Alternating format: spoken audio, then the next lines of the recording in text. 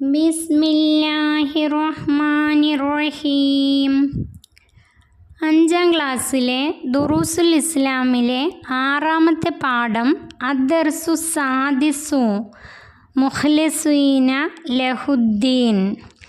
അള്ളാഹുവിൻ്റെ ദീനിനോട് ആത്മാർത്ഥതയുള്ളവൻ. അള്ളാഹു തആല നമുക്ക് എണ്ണിയാലൊടുങ്ങാത്ത അനുഗ്രഹങ്ങൾ തന്നിട്ടുണ്ട്. അതിന് അള്ളാഹുവിനോട് എത്രയേറെ ശുക്ർ ചെയ്താലും മതിയാവുകയില്ല. അള്ളാഹു തആല നമ്മളിൽ നിന്നും ഒരു ഇബാദത്ത് സ്വീകരിക്കണമെങ്കിൽ ആ ഇബാദത്തിൽ ഇഖ്ലാസ് വേണം. ഇഖ്ലാസ് എന്നാൽ അള്ളാഹുവിൻ്റെ തൃപ്തി മാത്രം പ്രതീക്ഷിച്ചുകൊണ്ടായിരിക്കണം ആ ഇബാദത്ത് ചെയ്യുന്നത്. അന്ത്യനാളിൽ ഇഖ്ലാസ് ഇല്ലാത്ത ഒരു ഇബാദത്തും അള്ളാഹു തആല സ്വീകരിക്കുകയില്ല, അത് തള്ളിക്കളയും. നാം ചെയ്യുന്ന ഓരോ പ്രവർത്തനങ്ങളിലും ഇഖ്ലാസ് വേണം. ഇഖ്ലാസ് ഉണ്ടെങ്കിൽ മാത്രമേ ഇബാദത്തുകൾ സമ്പൂർണ്ണമാവുകയുള്ളൂ. ഇനി നമുക്ക് പാഠം വായിക്കാം. നബി സല്ലല്ലാഹു അലൈഹി വസല്ലം പറഞ്ഞു, അന്ത്യനാളിൽ 3 ആളുകളെ കൊണ്ടുവരും. അള്ളാഹു തആല അവരോട് ചോദിക്കും, നിങ്ങൾ ദുനിയാവിൽ വെച്ച് എന്തെല്ലാം കർമ്മങ്ങൾ ചെയ്തു?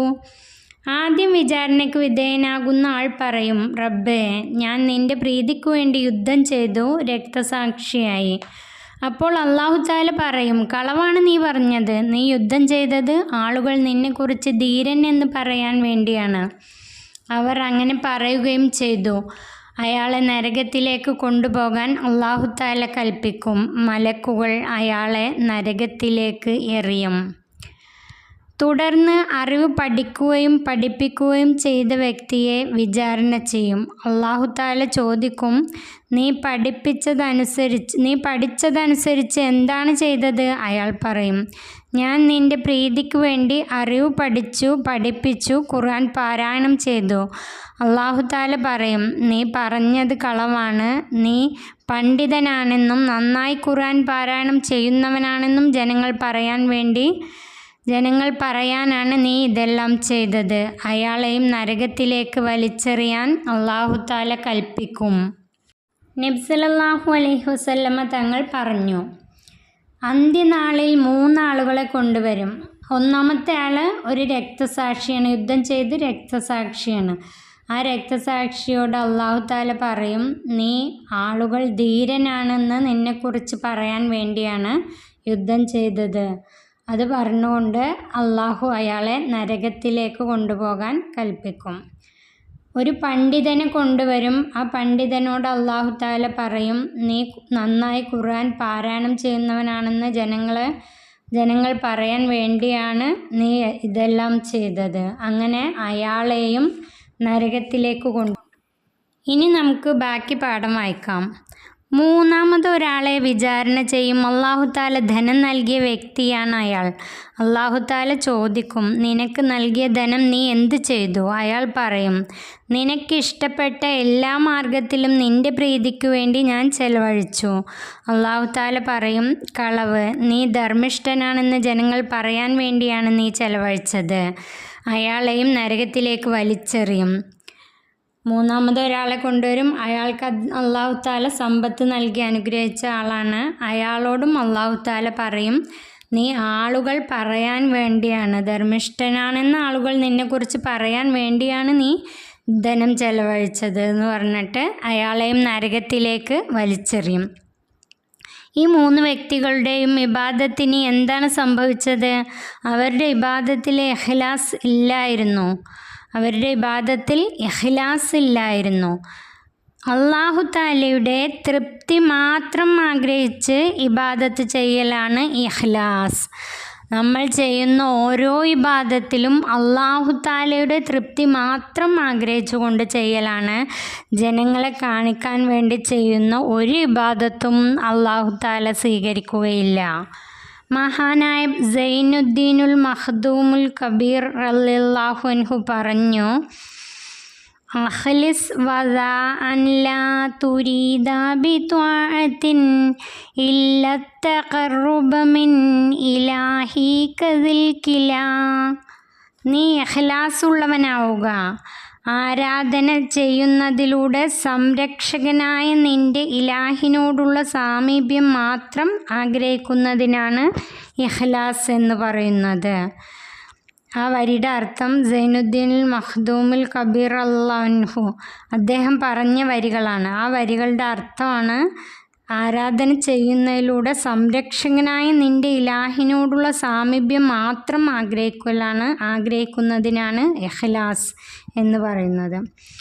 സൈനുദ്ദീൻ മഖ്ദൂമുൽ കബീർ അൻഹുവിനെ കുറിച്ചിട്ട് നമുക്ക് തദ്രീബാത്തിൽ ചെയ്യാണ്ട്, അപ്പം നമുക്ക് വിശദമായി പറയാം. നാം ചെയ്യുന്ന എല്ലാ പ്രവർത്തനങ്ങളിലും ഇഖ്ലാസ് വേണം. ഇഖ്ലാസ് ഉണ്ടെങ്കിൽ മാത്രമേ ഇബാദത്തുകൾ സമ്പൂർണ്ണമാവുകയൂ. അള്ളാഹുവിൻ്റെ തൃപ്തി ഉണ്ടെങ്കിൽ മാത്രമേ, അള്ളാഹുവിൻ്റെ തൃപ്തി മാത്രം ആഗ്രഹിച്ചുകൊണ്ട് ചെയ്യുന്ന ഇബാദത്ത് മാത്രമേ സമ്പൂർണ്ണമാവുകയുള്ളൂ. പിന്നെ അതിൻ്റെ കോളം നോക്കാം. ഇന്നമൽ അഅ്മാലു ബിന്നിയ്യാത്ത്. ഏതൊരു കർമ്മവും സ്വീകാര്യമാവുന്നത് നിയ്യത്ത് പരിഗണിച്ചാണ്. എന്തൊരു കർമ്മവും സ്വീകരിക്കണമെങ്കിൽ നിയ്യത്ത് പരിഗണിക്കും. ഈ പാഠം നന്നായി മനസ്സിലാക്കുക. അതിനുശേഷം നമുക്ക് തദ്രീബാത്തിലേക്ക് പോവാം. 1. നഖ്റഉ വനഫ്ഹം. വായിക്കുക, മനസ്സിലാക്കുക.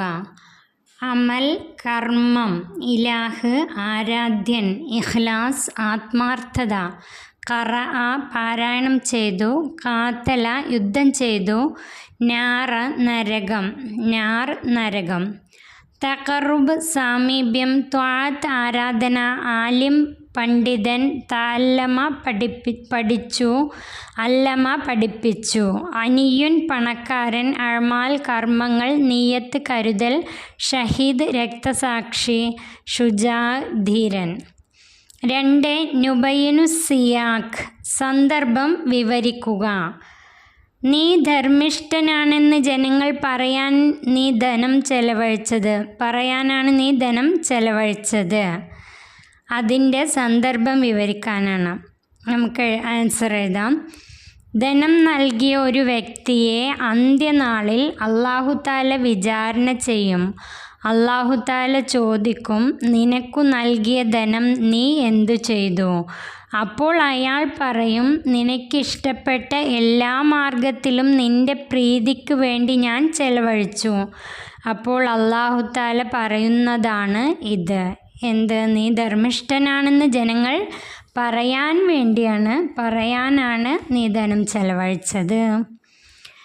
3. ക്വസ്റ്റ്യൻ. നുതർജിമു ഇലൽ അറബി. കർമ്മം, അതിനെ അറബിയിലാക്കുക. കർമ്മം, അമൽ, ഉദ്ദേശ്യം, ഇറാദത്ത്, രക്തസാക്ഷി, ഷഹീദ്. അടുത്ത പേജിലാണ് ബാക്കി 2. പണ്ഡിതൻ, ആലിം, പണക്കാരൻ, അനീയ. ഇനി ഇതിൻ്റെ ഈ സൈഡ് നോക്കാം. നുതർജിമു ഇല ലുഅത്തിന. അറബി വാക്ക് തന്നിട്ടുണ്ട്, അതിനെ നമ്മുടേതായ ഭാഷയിലേക്ക് മാറ്റാം.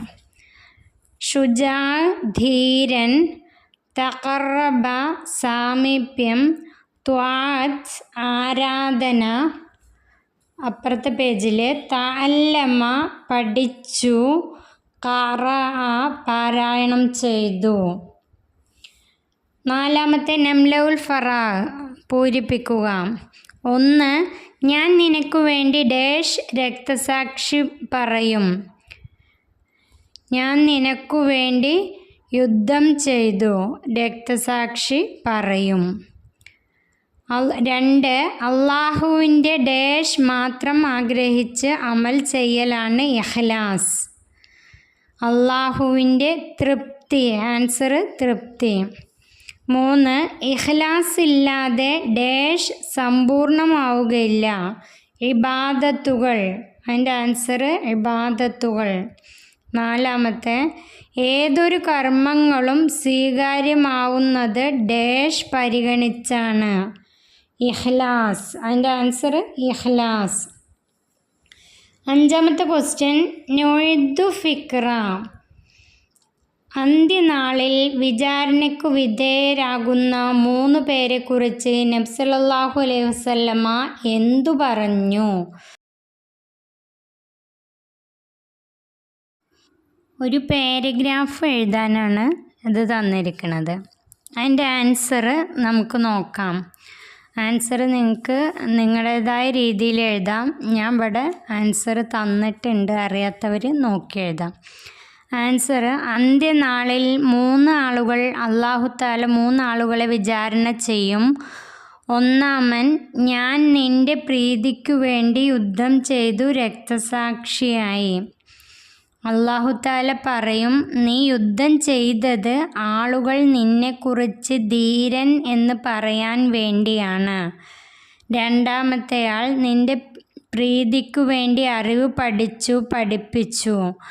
അല്ലാഹുത്താല പറയും, നീ നന്നായി ഖുർആൻ ഓതുന്നവനാണെന്ന് ജനങ്ങൾ പറയാൻ വേണ്ടിയാണ് ചെയ്തത്. മൂന്നാമത്തെയാൾ: ഞാൻ നിൻ്റെ പ്രീതിക്കു വേണ്ടി ധനം ചെലവഴിച്ചു എന്ന് പറഞ്ഞപ്പോൾ നീ ധർമ്മിഷ്ഠനാണെന്ന് ജനങ്ങൾ പറയാൻ വേണ്ടിയാണ് ചെയ്തതെന്ന് അല്ലാഹുത്താല പറഞ്ഞു.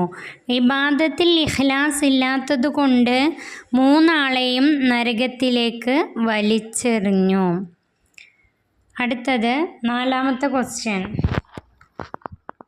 തഖ്സീസ്, അസൈൻമെൻറ്റ്. അതിൽ 1ാമത്തെ ക്വസ്റ്റ്യൻ അസൈൻമെൻറ്റ് എഴുതാനുള്ളതാണ്. 1ാമത്തെ ക്വസ്റ്റ്യൻ: അഖ്ലിസ് വദാഅൻ ലാ തുരീദു ബിത്വാഅത്തിൻ ഇല്ലാ തഖർറുബ മിൻ ഇലാഹിക ദിൽ കിലാ എന്ന വാക്യം വികസിപ്പിച്ചെഴുതുക. ഈ വരി നമ്മൾ പഠിച്ചതാണ്. സൈനുദ്ദീൻ മഖ്ദൂം റളിയല്ലാഹു അൻഹു പറഞ്ഞതാണിത്. ഇത് നമുക്ക് വികസിപ്പിച്ച് എങ്ങനെ എഴുതാമെന്ന് നോക്കാം. ആൻസർ: നീ ഇഖ്ലാസ് ഉള്ളവനാവുക. ആരാധന ചെയ്യുന്നതിലൂടെ സംരക്ഷകനായ നിൻ്റെ ഇലാഹിനോടുള്ള സാമീപ്യം മാത്രം ആഗ്രഹിക്കുന്നതിനാണ് ഇഖ്ലാസ് എന്ന് പറയുന്നത്. നാം ചെയ്യുന്ന എല്ലാ പ്രവർത്തനങ്ങളിലും ഇഖ്ലാസ് വേണം. ഇഖ്ലാസ് ഉണ്ടെങ്കിൽ മാത്രമേ ഇബാദത്തുകൾ സമ്പൂർണ്ണമാവുകയുള്ളൂ. അല്ലാഹുത്താല നമുക്ക് ധാരാളം അനുഗ്രഹങ്ങൾ നൽകിയിട്ടുണ്ട്. അതുകൊണ്ട് തന്നെ നാം ഇബാദത്ത് ചെയ്യുമ്പോൾ അല്ലാഹുത്താല നമ്മുടെ ഖൽബിലേക്കാണ് നോക്കുന്നത്. പുറമെ അള്ളാഹുവിനെ ഇബാദത്ത് ചെയ്യുകയും ഖൽബിൽ ഇഖ്ലാസ്, അള്ളാഹുവിൻ്റെ തൃപ്തി ഇല്ലെങ്കിൽ ആ ഇബാദത്തുകൾ ഒരിക്കലും അല്ലാഹുത്താല സ്വീകരിക്കുകയില്ല. അത് അല്ലാഹുത്താല അന്ത്യനാളിൽ തള്ളിക്കളയുന്നതാണ്. 2ാമത്തെ പ്രവർത്തനം നോക്കാം. ഹിദായത്തുൽ അദ്കിയ എന്ന കൃതിയുടെ രചയിതാവ് സൈനുദ്ദീൻ മഖ്ദൂമുൽ കബീർ റളിയല്ലാഹു അൻഹുവിൻ്റെ ജീവചരിത്രക്കുറിപ്പ് തയ്യാറാക്കി ക്ലാസ്സിൽ അവതരിപ്പിക്കുക. ഈ മഹാൻ്റെ ജീവചരിത്രം എന്ന് പറഞ്ഞാൽ ഒരുപാടുണ്ട്. പക്ഷെ നമുക്കിവിടെ ഒരു പേജാണ് തന്നിരിക്കുന്നത്. അതിലേക്ക് ചുരുക്കിയിട്ട് നമ്മൾ അതിനെ എഴുതണം.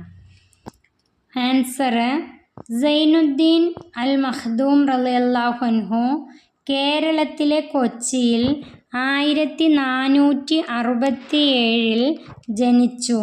ചെറുപ്പത്തിലെ ഖുർആൻ മനഃപ്പാഠമാക്കിയിരുന്നു. പ്രാഥമിക വിദ്യാഭ്യാസം കൊച്ചിയിലായിരുന്നു. പൊന്നാനി, കോഴിക്കോട്, മക്ക എന്നിവിടങ്ങളിലെ ഉപരിപഠനത്തിനു ശേഷം ഈജിപ്തിൽ അൽ അസ്ഹറിൽ വച്ച് വിദ്യാഭ്യാസം പൂർത്തിയാക്കി. പൊന്നാനിയിൽ പ്രസിദ്ധമായ വലിയ ജുമുഅത്ത് പള്ളി ഇദ്ദേഹം പണി കഴിപ്പിച്ചതാണ്. പൊന്നാനിയിൽ ദർസ് ആരംഭിച്ചു. വിദേശങ്ങളിൽ നിന്ന് പോലും വിദ്യാർത്ഥികൾ ഇവിടേക്ക് പഠനം ലക്ഷ്യമാക്കി എത്താറുണ്ടായിരുന്നു. ഇസ്ലാം മത പണ്ഡിതനും സാമൂഹ്യ പരിഷ്കർത്താവും സൂഫി വര്യനുമായിരുന്നു. സൈനുദ്ദീൻ അൽ മഖ്ദൂം റളിയല്ലാഹു അൻഹു 1522 പൊന്നാനിയിലായിരുന്നു മരണം. ഇത് ചുരുക്കി എഴുതിയതാണ്. ഈ സൈനുദ്ദീൻ അൽ മഖ്ദൂം അൽ കബീർ റളിയല്ലാഹു അൻഹുവിൻ്റെ ജീവചരിത്രം ഒരുപാടുണ്ട്. ഇതോടുകൂടി ഈ പാഠം ഇവിടെ അവസാനിക്കുന്നു. എൻ്റെ പ്രിയപ്പെട്ട കൂട്ടുകാർക്ക് ഈ പാഠം ഉപകാരപ്പെട്ടാൽ സബ്സ്ക്രൈബ് ചെയ്ത് നിങ്ങളുടെ കൂട്ടുകാരിലേക്ക് ഷെയർ ചെയ്ത് കൊടുക്കണേ. കരളിൻ്റെ കരളായ ത്വാഹ റസൂലോടൻ കഥനങ്ങൾ ചൊല്ലിടാം. കരയുന്ന ഖൽബിൻ്റെ വ്യത ചൊല്ലി കണ്ണീരിൻ കഥ ചൊല്ലി കനിവിനായി തേടിയിടാം. വാഹല്ലിൽ മൗലിദി ഖുറത്തൽ ഐനൈനി അഷ്റഫി ഖൽഖില്ലാ അഹ്മദ് ത്വാഹ റസൂൽ